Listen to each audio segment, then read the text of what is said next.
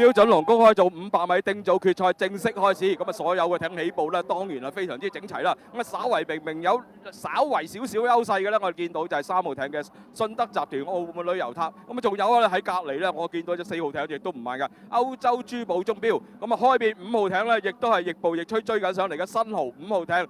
咁啊稍為係呢3隻艇咧喺前列嘅位置，領先嘅仍然係見到3號艇嘅信德集團澳門旅遊塔。咁啊跟住咧隔離4號線嘅歐洲珠寶鐘錶排喺第2位，第3位係5號艇嘅新豪。咁啊後邊啊一路追得嚟上嚟好快嘅咧就係2號艇嘅澳門順德杏壇同鄉會。咁啊仲有咧就希望呢個澳門青少年獨木舟會同埋呢個澳門自由龍龍舟會啦係加把勁啦。交翻俾中轉站嘅同事。嚟到我哋中轉站啊，好刺激啊！3號嘅信德集團澳門旅遊塔同埋4號嘅歐洲珠寶鐘錶咬得好實啊！隨後2號嘅澳門順達杏壇同鄉會，咁而家係3號同埋信德集團澳門旅遊塔，4號嘅歐洲珠寶鐘錶係仍然領先嘅，隨後係2號澳門順德杏壇同鄉會嘅。做聲。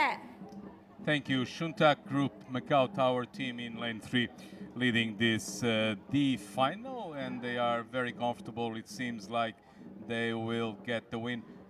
Second place for the time being in the Europe timepiece is in lane 4. So these are the two teams that are really separated by a few meters, quite a few meters now from the rest of the field.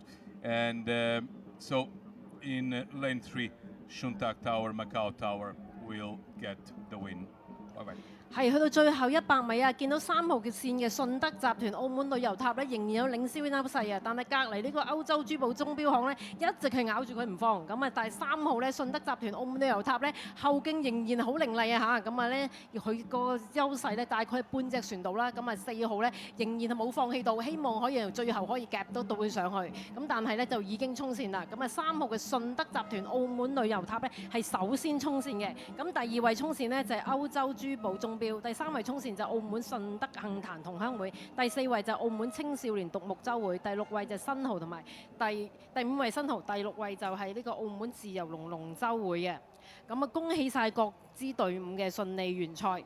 咁啊，首名第1位衝線嘅順德集團澳門旅遊塔呢，就會係呢個公開組500米嘅標準龍嘅第19位嘅啦，係啦。咁呢一場丁組決賽呢，係個名次賽，就係19至24嘅。